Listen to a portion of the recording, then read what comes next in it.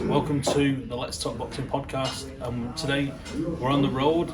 As always, I'm joined by JTH Boxing, Josh. We've just been to the final press conference ahead of Leigh Wood against Josh Warrington, the WBA featherweight world title fight. Josh, it's the big fight field, it's fight week. Very excited. And we're on the road. Yeah, we're at a secret location somewhere hidden away in Sheffield. Really excited for this fight. You've been at the media workout last night. He was at the press conference to say today. It has that buzz, doesn't it? It has that proper domestic big fight feel. It's one of those ones where when you're around it all, it's like you can't help but just not be excited, whether you're a boxing fan or just a casual boxing fan. When you hear a fight like this, when you hear the way it's described, it's domestic rivalry, it's Nottingham versus Leeds, so it's me being a Nottingham boy. I'm very excited. Honestly, I can't wait for Saturday night, to be honest. I cannot wait. Absolutely, and as Josh said there, he's a Nottingham boy, but he really fanboyed today when he seen Josh Warrington. He got a few minutes with Josh, enemy territory. But this is one that certainly that's split opinion. We'll get onto our predictions as we move on through the podcast. But I spoke to a few different people today at the press conference, and it definitely does split opinion. Josh, for you, is this a 50-50 fight? Is this something that you think is going one way or another, or do you think there is a big favourite? The bookies have got Leigh Wood, heavy favourite. Yeah, the bookies have got Leigh Wood as the big favourite, but it's not. It is a 50-50 to me, but at the same time, it's not. When you look at the recent run of form that the two lads have been on, obviously Leigh Wood's on an incredible winning streak. Obviously, he's got that blip against Lara, but he avenged that instantly within 3 months. Whereas when you look at Warrington, it's been a bit of a tricky period for him. You know, he's got one win in 4 fights now, with obviously the loss to Lara and the draw. Beat Kiko, but he was expected to beat Kiko. And then obviously he's got the loss to Lopez, which I know that loss has aged kind of well when you look at the performance that he put in compared to someone like Condon. But for me, I don't know, I can't see any way Josh Warrington can get this before. I don't see it. The thing with Leigh Wood can adapt. When you look at Leigh Wood, you see the way he switches his styles in these fights, but when you look at Warrington, he fights every fight the same way. He does that one way so well, and that's why he was able to get to a record like 30, you know. But for me, I can't really see this as a proper 50-50, but at the same time, it is very close. I understand why people were going to sit here and say it is a 50-50. But it's just one of those ones where I think, regardless whether you see it as 50-50 or not, it's still such a big fight. Especially when you look at, let's say, this time 3 years ago, Leigh Wood was just fighting for a Commonwealth title, fighting, you know, getting ready for a British title shot against Reece Moore. That was only 2 and a bit years ago, but still, you can still understand where he was at that time. Whereas Josh Warrington was on this massive run. You know, he was beating everybody. He was 30, you know, at this point. World champion, headline at Edinburgh, he did everything possible wanted to do. If you were to say Leigh Wood, Josh Warrington, who wins? Even Nottingham would have said Josh Warrington all day. But now we're sat here and everyone thinks Leigh Wood's going to win. People think Josh Warrington is done. They think he's past his best, which he very well could be. But at the same time, are we sure about that? You know, we've not really seen Josh Warrington get fully going in a while. And I think this weekend we could see him get fully going. But I still think Leigh Wood might hold a little bit too much for him. Yeah, I think one of the interesting things going into fight night as well is that Leigh Wood at 35 is actually 2 years older than Josh Warrington, but we've seen Josh, as you say there, in these bigger fights for so many more years that Leigh Wood was struggling to get the big break. That big break did come against Zucan, and he fully went in and took advantage of that. But yeah, even though Leigh Wood is the older man by 2 years, it feels almost as he's the fresher fighter, that he's got the fresher legs, and maybe that will be the telling factor on Saturday night, that Josh Warrington's gone to the well one too many times. He's been in one too many tough fights. And that might catch up with him. Speaking at the press conference today, both of them are uber confident. I think that's one thing that I take from this, is that they both, and you know, all fighters think they're going to win, and all fighters think they can beat the guy that's in front of them. You know, but these two guys genuinely believe that they should be considered the favourite heading into the fight. So that unwavering belief, amongst everything else, we love a domestic clash here in British boxing. It seems to have all the ingredients for a great fight. I think Josh Warrington is being written off with that recent run of form, the loss to Lara, the controversial draw in the rematch at Headingley, when we anticipated so much. A clash of heads brought an early end to that fight. Then he beat Kiko Martinez lost to Luis Alberto Lopez, as you say, a fight that has aged well, but still a loss nonetheless. Do you think this is last chance saloon for Josh Warrington? I know Eddie said himself that maybe careers are on the line here, but in my opinion, I think Leigh Wood has got more in the tank to come back and bounce back from this, but I'm not too sure if Josh Warrington can be afforded the same time that this is career on the line for Josh Warrington. See, I kind of see it as the same for both men. I think if Leigh Wood does lose, because there's no rematch clause, the winner of this fight has to either vacate or defend against Kolmatov, and none of them are going to want the Kolmatov. None of them want the Kolmatov spot. It's one of those ones. It's a high risk, low reward. Because Kolmatov's not a big name when you look at the public, but when you look at him as a boxer, he is very good. He is very good. You know, for me, I see this as if Leigh Wood wins, obviously he'll get the city round fight. I think contractually he has the city round fight locked in next. If he loses, where does he go next? He's lost his world title. He's not going to get a shot at it again instantly. Will Kolmatov give him the opportunity? I doubt it. Is Leigh Wood going to want to fight for anything but world titles at this stage of his career when he has said he knows he's towards the end? I don't think he will. I don't want to say he might retire after this fight, but I think there's a real possibility that if it does not go as well on Saturday night, I would not be surprised if Leigh Wood took the mic in the ring and said, listen, that's me done. It says I could see it for Josh Warrington as well. I think if Josh Warrington loses, I think he could easily come on the mic and say, listen. I think, you know, like to go off on what you've said there, that it'd be a question of the desire of each man at this stage of the career, 33, 35, multiple world title fights, multiple headlining slots. Are they going to have that desire there to rebuild? I think the only thing that will keep Leigh Wood in this is to still push the city round. What you got, Warrington's headlined at his homeboy stadium. He's headlined everywhere. He's done the arena over 10 times. He's done Hayley, he's done Ellen Road, whereas Leigh Wood's not had that. Leigh Wood's had Motorpoint Arena. What he did it in 2019 when he headlined, again it wasn't the greatest crowds I did it against Colin and against Lara, and that's the only time he got to headline at home really. I think he still had that desire in his belly where he wants to get out there, he wants to have these big fights, he wants to headline at home. Obviously there's a lot of talk of this one falling in the city ground, and that's another thing. I know it's going off on those little tangents that we always do, but we love a tangent on the Let's Talk Boxing podcast. If Leigh Wood is to win this week, who headlines with him at the city ground? Because they won't make the Warrington rematch if it's decisive. They won't. Obviously, if Leigh Wood steps up, where do you bring Joe Cordina to the city ground? That was the name that I was going to finish there. But does Joe Cordina take that type of fight though? Does he take it? If he gets paid good enough, yeah, but... I mean, Joe Cordina's screaming out for a big fight, isn't he? He was looking at unifications. He obviously holds the super featherweight title. He didn't get Oshak Faster, he didn't get Hernandez. They're unifying instead. So Joe Cordina, I think, would bite your hand off for Leigh Wood at the city ground. I think that's the big fight, big exposure that he's crying out for. So I think that's the way the city ground fight is made. I am surprised that this fight wasn't in an era of building fights and letting fights grow, that this fight wasn't allowed to wait for the city ground to be available. Obviously it's not available during the season with the football and whatnot, so I'm surprised that Eddie with the business acumen. This fight, I thought they were going to go during the international break. Obviously match up the schedule, I thought September 9th, international break, no games. But obviously Forest's concern is the fact it's a new pitch, but then this is another thing. How come Forest's so concerned about the new pitch, but then next May they're letting take that perform there, but they're not letting Leigh Wood fight there next May? It's a question for the guys at the city ground, so yeah. Forest, I'm watching you, bang out of order.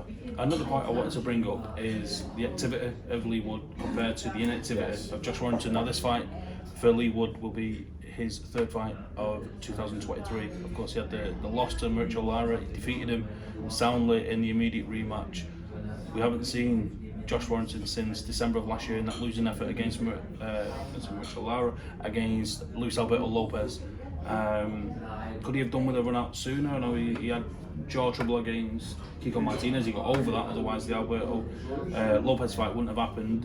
Could Josh Warrington have had a run out somewhere? There was the talks for the June 10th show, the headline was headlined by Sonny Edwards. There was a lot of talks of him to be headlining that instead, either in London or Leeds, but that never happened because something to do with opponents. I'm not going to get involved with whatever was said. There was obviously a few things said by multiple people. But I think the activity could play a part. I think Josh Warrington's not been that active at all really. I think he did March last year, December, and then that's it. Whereas Leigh Wood did obviously March last year as well. Obviously was meant to then go into September, but obviously couldn't because got torn bicep. but then went in February, May, and then October. As the activity could play a part. He's got 3 back-to-back camps now pretty much. But then my other thing is, could he be a bit too worn out? Especially with him struggling at the weight as well. It's not like he's easy at getting down to the 126 limit. There's no secret. He said it himself, he struggles with the weight. He's not scared to say he struggles with the weight. Could that play a part? And could he possibly be a bit too dehydrated going into it? There's a good possibility that he could be. Also, I know he's got a good team around him. He's got smart, so I know they're able to put the weight back on in a safe and healthy way where he will feel good come fight night. There's just so many factors around us. He's a great fighter. There's so many factors. There's the activity. Absolutely. There's the weight. I think with, just picking up on the points you made there with the inactivity, I think the inactivity could be the kind of thing that would be brought up post-fight, whether it be to excuse a defeat, for a reason for a defeat, or a poor performance. I think that's there where the inactivity will come up. Certainly with Josh Warrington being away from the ring, if he goes in there, doesn't really get going, he started slow against Lopez. If he starts slow here and ultimately gets stopped by Leigh Wood, then maybe that's where he says, you know what, I've not been active, I wasn't fresh. So I think that's something we might see post-fight more so than before fight. Obviously before the fight, both guys at the press conference saying that they're feeling the best they've ever felt, that this is the best camp. We see that, it's an old boxing cliche, but both guys are really going for it there, saying that this is the best they've felt. Posting PBs and training, that they can't work any harder, so you're not going to hear any excuses about inactivity before the fight or overactivity in the case of Leigh Wood. Moving forward, Josh, with your predictions, I think I could pick your prediction for you, but we'll do our predictions for the main event, and then we will have a quick look at the undercard, because it's a very exciting undercard. But Josh, ball's in your court first. Okay, right. No, give it to him straight down the lens. Leigh Wood stoppage between 8 and 12. Bang, done. Not even going to break it down. As simple as that. We know Josh usually loves to break it down, but when it's that simple, it's that easy. I think for me, Josh, originally I was completely thinking Leigh Wood would dominate this fight and stop Josh Warrington. But as time's gone on and I've listened to Josh Warrington a little bit more, he seems a lot more intent, a lot more motivated, and whilst it's not fully swayed my prediction, it's led me to believe that this is going to be a much more competitive fight than what I originally thought. Josh makes fair points about this great running form that Leigh Wood's on. You kind of pick holes in it and say, he was getting beat soundly by Michael Conlon up until the knockout, that he was knocked out, one punch knockout, lost to Mitch O'Lara, that Mitch O'Lara came in overweight and undermotivated for the rematch. So you can certainly pick holes in both guys' running forms, but all that being said, I still think, and I touched on it before, that Leigh Wood at 35 is still the fresher man in boxing terms. He's got more left in the tank, he's the bigger puncher. He said in the press conference here that he doesn't think it's going to come down to power and this, that and the other, that his boxing skills are going to win the fight. That might be so, but for me, I think it will be his power. I think it'll be the relentlessness of Josh Warrington that'll be his undoing, and he'll walk onto a big shot from Leigh Wood that he won't be able to recover from, and I think Leigh Wood takes out Josh Warrington between rounds 7 and 12. I'd love to narrow it down a little bit more, but I like to give myself a little bit of window. So, okay, if you're not going to narrow it down, I'm going to narrow it down. I'm going to go Leigh Wood still, stops him. I'm going to say round 11 on the dot. Okay. Either way, I do think it's going to be a great fight. I think the first 6 fights. I think the first 6 rounds. Yeah, first 6, 7 rounds. I think it's going to be back and forth. I don't know. I've got a feeling Warrington's going to come out faster. I know I'm going to break it down. I'm going to break it down now. I'm going to give you my fight, how it goes down round by round. Rounds 1 to 4. I feel like Leigh Wood's still going to win the round. I wouldn't be surprised if a couple of them go to Warrington, because he'll come out quick. He always comes out 100 million miles an hour. I think as we see the later rounds come on, I know in the last fight Warrington started slow and came on late, but that didn't work for him because he gave away too many early rounds. Whereas this time I think he'll start quick, but I think he'll give away the late rounds this time. I think obviously Lopez is a very unorthodox boxer when you look at the way he strikes. He's mental. Whereas Leigh Wood's very technically sound, he knows what he's doing. And I just think Leigh Wood will keep putting him on. I don't think Leigh Wood looking for the punch, I think Leigh Wood will be walking him onto the punches. And I've got a feeling Leigh Wood's just going to piece him up, break him down. I would continue the theme of his round 12 knockouts, but I feel like I might just go 1 or 2 before and go rounds 10 or 11. So I'm going to lock in 11. There we go. So you got the preciseness of Josh with the exact round at round 11. I've gone a bit more wide scope. I'm not going to give you the credit if it falls in any of those. If it falls in any of them, I was feeling, oh yeah, but you're literally giving yourself half the fight. Right, okay, I'll narrow it down. I'll go Leigh Wood by knockout round 8. I'll go a bit earlier than Josh. But guys, as always, let us know in the comments below your predictions, your thoughts for the fight. Will it be Wood? Will it be Warrington? Are you expecting fireworks like we are? Let us know in those comments below. Josh, just before we wrap up, a quick thought on the undercard. Cecilia Breakhouse, First Lady of Boxing, legend of the game. You know, I think this explosion of female boxing come a little bit too late for her, unfortunately. She had an 11-year reign, I think it was, as undisputed welterweight world champion, and she had back-to-back losses to Jessa McCaskill. And we've got our own Terry Harper. She's moved up from super featherweight up to super welterweight, world champion there, huge step.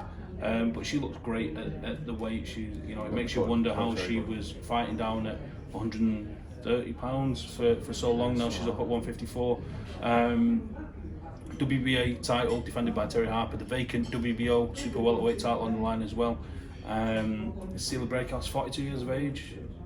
Terry Harper 16 years younger, and you know, we say about freshness and miles on the clock. I might just keep it. What do you want predictions for it?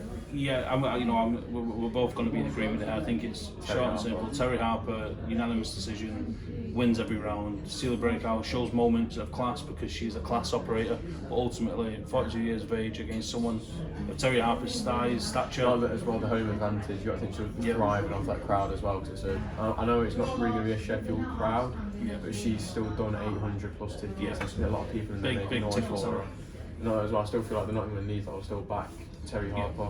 Although I've got a feeling most of the night is just going to be back and forth chance between Forest fans and Leeds fans. Absolutely. And that's the one reason why I'm gutted that I'm not in the stands this time. So I'd love to just be a bout out all the Nottingham chance with all the Nottingham boys, but I've got a job, I've got a business, I've got jobs. I can't talk. We've got jobs to do. We've got work to do. The hardest working man in boxing media. But yeah, I think Terry Harper, unanimous decision. You could put your house on it. And you know, I'm glad that she's getting this opportunity to fight Cecilia Breakhouse because the fight fell apart on fight day, didn't it? On the Katie Taylor, Chantel Cameron won undercard in Dublin back in May. So yeah, big shout out to Terry Harper and Cecilia Breakhouse for getting this fight back on. There's one fight I thought we need to get a pick. So I feel like all the other fights on the card after this one. I know you got Hope Price versus Conor Coggill, but I feel like that's still a one-way type fight. It looks good as an undefeated opponent. I feel like it's a one-way thing. Hope Price probably by points, I'm going to say. But the one that I think we need to talk about, Conway versus Udovia. Absolutely, great fight. British title, final eliminator. I think there's a WBA drink out on the line as well. Yeah, so there's going to be a ranking available to the winner. Kieran Conway against Linus Udovia. Great fight. We laud these British title fights, these 50-50 British title fights that produce so many results. This is the final eliminator, so whilst the title's not on the line, the opportunity for the winner to go on a fight for that Lord Lonsdale belt is there. And it's going to produce fireworks. It's a middleweight shootout for me. You've got Kieran Conway, big, strong, comes forward. Linus Udovia is a bit more of a technical boxer. Again, we say about the main event having all the ingredients to be a classic. This one tucked away on the undercard, but in its own right can be an absolute banger. Yeah, definitely. I might go straight to prediction again. Yeah. I've got a feeling people are going to be sleeping on Kieran Conway. I think when you look at this fight, I feel like a lot of people base a fight off a record. Yeah. And Udovia's got a much better record than Conway, because Conway's 19-4 or 19-3. Something like that, yeah. Something like that. Where Udovia's... But the losses are when you look like Alice Sissoko. Yeah, no, he's not lost to Amo Williams. He's lost to good fighters. Yeah. I've got a feeling Conway might be a little bit too much. I'm saying that with a bit of bias because I'm quite not close, but I like Kieran Conway. I've spoken to him many times. I'm very good with the rest of his team as well, like Alex Miguel, Ethan James. I'm quite good with Ben. I don't know. I just feel like Conway's been in there with much better opposition than Udovia, and that's no respect to Udovia because he has been in there. He's also been on these big stages. I feel like Conway might be a little bit too experienced, a little bit too strong, a little bit too powerful. You won't get him out of there. I think it'll be a point win, but I do think Conway's got the upper hand in this one in my books. Yeah, I think this is another one of those that you should never take betting tips from me, but this is another one of those that you could nail down as being a 12-round contest. As we like to do, me and Josh will always disagree, and this is one that we're going to disagree on. I think that the better boxing skills of Linus Adolfo will be what will win this fight. I think he's naturally the better boxer. Kieran Conway will be physical and competitive, but I think he'll ultimately be outboxed by Linus Adolfo, who will win a unanimous decision victory for me. Adolfo? Yeah, unanimous. In a competitive fight, but one that definitely clear but competitive. I don't think clear. I think it'll be tight. I think it'll be a tight fight. I think I have moment. I think they'll both have the moments. I think it'll both round. I think it'll be close. Yeah, I can't see it going clear. I think the interesting thing is when we disagree, we need to get this leaderboard, and we need to go back and listen to our predictions from our previous videos. And because it's fights like this which is gonna. I think I remember. So the first one we did was it AJ fight week? Spence Crawford. Spence Crawford. So you got that one bang on. Then the week after I got AJ bang on, so I said AJ 6 to 8, and I got he finished round 7. Yeah. Then it was I think we did Usyk Dubois after that. Usyk Dubois, I got that exact. Did you? Yeah. See, I want to make the point that I actually had it. So I had Dubois round 5, and he actually stopped him round 5. Moving away from that though, then we had. Was it George Chang after that we went straight? No, you went Smith. I had that one. Did you? I didn't, did I? I got it wrong. I'm saying that I think I might have said Eubank points. Again, we'll have to have a look back on this. And then it was George Chang, and we both got George Chang wrong because I was going to go with Zhang, and you decided to go on a massive passionate rant on how Joe Joyce was going to be a whole new fighter, and then just decided that. We've said this off camera, if we was able to record the podcast or the prediction after the weigh-in, absolutely would not have gone for Joe Joyce. When you see him come in 24 pounds over, and we don't want to go off on a tangent because we're trying to keep this on to Wood Warrington, but if we knew he was going to come in so heavy, absolutely wouldn't have gone for a Joe Joyce stoppage victory. That was nuts. Yeah, but yeah, that's all I've really got now. I think that's it. Absolutely, but guys, as always, check out JTH Boxing on YouTube. I'll put the link to his channel below. Subscribe to the channel.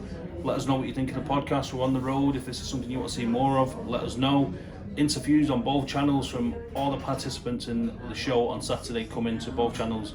Myself and Josh will be at the weigh-in tomorrow as well, so there'll be more content coming. But for now, guys, let's talk boxing on the road. Thanks for watching.